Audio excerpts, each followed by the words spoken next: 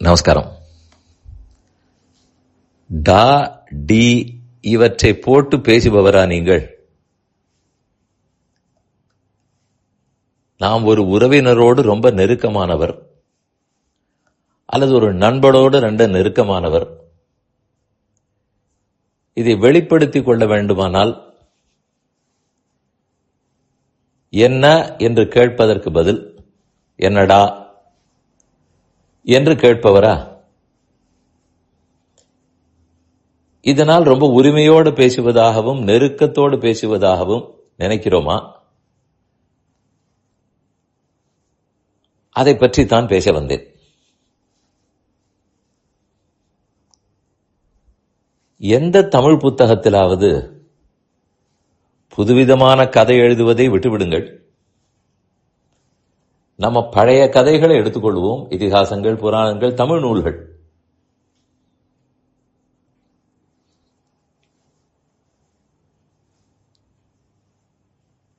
சங்ககால பாடல்களிலிருந்து தொடங்கி இந்த காலத்துக்கு சற்று முன் இருந்த பாடல்கள் வரையும், அது செய்யுளாக இருக்கட்டும், உரைநடையாக இருக்கட்டும், எங்கேயாவது என்னடா வென்றோ என்னடி என்றோ படித்து பார்த்திருக்கிறீர்களா? விதிவிலக்காக அங்குமிங்கும் ஓரிரு இடங்களில் பழைய தமிழ் கவிகளில் கூட அடா என்பதை பார்க்க முடியும். ஆனால் ரொம்ப ரேர்னு சொல்ல வேண்டும். எல்லாரும் பள்ளிக்கூட கல்வி கற்றோம். அதில் 4வது 5வதிலிருந்து ஓரளவு தமிழ் கற்றோம். 12வது வரைக்கும் படித்தோம். எந்த பாட புத்தகத்திலாவது இது வந்ததா? பின் இந்த பழக்கம் எப்படி உள்ளது? எதற்காக உள்ளது?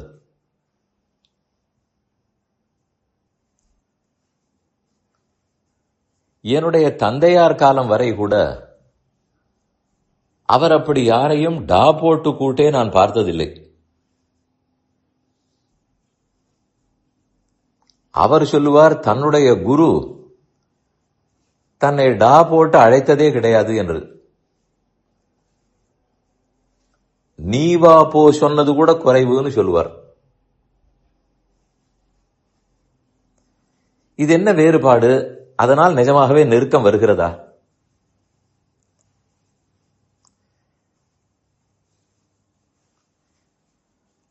அது வருகிறதாக, நெருக்கமாக இருப்பதாக நான் நினைத்துக் கொள்கிறோம். சரி, இருக்கட்டும். முதலில் அந்த நெருக்கம் தேவையான்னு பார்ப்போம். இந்த கோணத்தில் பாருங்கள்.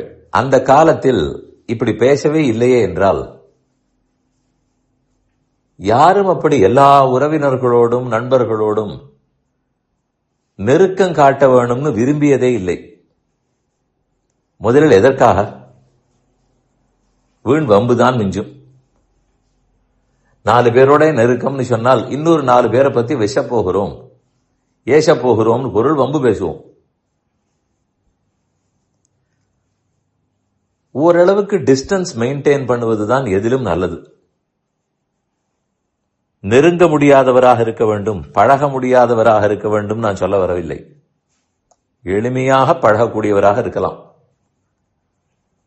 அதற்கென்று ஒருத்தர் டா போட்ட நெருக்கம்தான் தேவையில்லை. ஏன் பல பேரிடத்தில் ஒரு 40-50 ஆண்டுகளுக்கு முன்னால் கணவன் மனைவி அழைக்கும் போது கூட அப்படியெல்லாம் கூப்பிட்டு நான் பார்த்ததில்லை. அவர்களுக்குள் நெருக்கம் இல்லையா? இருந்தாலும் உடல் பிறவி எடுத்திருக்கிறோம். ஆத்மாவை டா என்றோ டி என்றோ கூப்பிட போவதில்லை. பேரிட்டு அழைப்பதே போதுமானது. அதுவே இந்த உடலுக்கு இடப்பட்ட பெயர் தான். இந்த மாதிரி சின்ன சின்ன விஷயங்களில் கூட உடல் ஆத்மா வித்தியாசத்தோடு தான் நம் பெரியவர்கள் பழகி இருக்கிறார்கள், பேசியிருக்கிறார்கள். நாம் என்னமோ அதெல்லாம் தவறு என்று நினைத்துக் கொண்டு புது தமிழை புரித்து இருக்கிறோம்.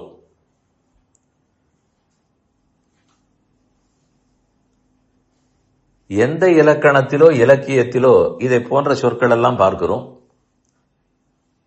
சரி, இதுவாவது தமிழ்னு சொல்லலாம். இப்போது பல ஆங்கில சொற்களும் பலமொழி சொற்களும் தமிழ் சொற்களாகவே பயன்படுத்தப்படுகின்றன. இதற்கு என்ன தமிழ் சொல்னு கேட்டால் பாதி பேருக்கு தெரியாது. ஆனால் தமிழ் தமிழ்னு சொல்லுவோம். அப்படியே சுத்தும் முத்தும் பார்த்தால் தமிழுக்கு ஆபத்து தான் அதிகரித்துக் கொண்டு வருகிறது. அது முன்னேறுவதாகவோ ஆழமாக எல்லார் உள்ளத்தில் பதிவதாகவோ அப்படி காணப்படவில்லை. குழந்தைகளை கூட சரி, ஆண் குழந்தையாக இருந்தாலும் என்னம்மா என்னடி என்றும், பெண் குழந்தையாக இருந்தால் என்னப்பா என்ன டா என்றும், இது சிறு குழந்தையிலிருந்து இன்னும் வயசாகி 20 வயசானவர்களை எல்லாம் கூட அப்படி கூப்பிட்டு பார்க்கிறேன். அப்படி நெருக்கமாக இருப்பவர்கள் எல்லாம் என்னை யாரை யார் காப்பாற்றி விட போகிறார்கள், அப்படியே உதவிக்கரம் நீட்டப் போகிறார்கள்னு புரிவதில்லை. தேவை என்றிருந்தால் அநேகமாக ஆள் காணாமல் போய்விடும். இந்த நெருக்கம் எல்லாம் உதட்டளவில் இருக்கும், மனத்தளவில் இராது. அதனால் பேச வேண்டிய முறையை மாற்றாமல், பழக வேண்டிய கண்ணியமான முறையை மாற்றாமல், பேச்சாலும் யாரையும் தொட தேவையில்லை, கையாலும் தொட தேவையில்லை, விலகியே இருக்கலாம். அப்படி இருப்பதனாலே என்னமோ விலகிவிட்டோம்னு நினைக்க வேண்டாம். நன்றாகவே உதவலாம், தேவையான உதவிகளை செய்யலாம். வெறும் பேச்சால் மட்டும் நெருக்கம் வந்துவிடாது. உள்ளத்தால் உதவும் எண்ணம் இருந்தால் தான் அது வரும். இது ஏதோ பழைய பஞ்சாங்கத்துக்காரர் பேசுகிறார் என்று நினைத்துவிட வேண்டாம். நீங்களே யோசித்து பார்த்தால் இதன் பயன் புரியும்.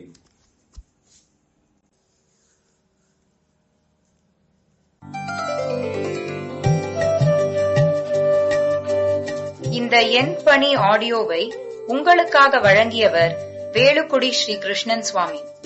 இந்த ஆடியோவை தினமும் உங்கள் மொபைலில் பெற கிஞ்சித் என் பணி KINCHITENPANI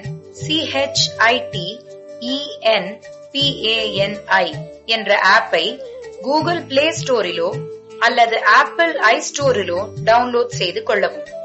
தினம்தோறும் இது போன்ற உபன்யாசங்களை கேட்டு மகிழவும்.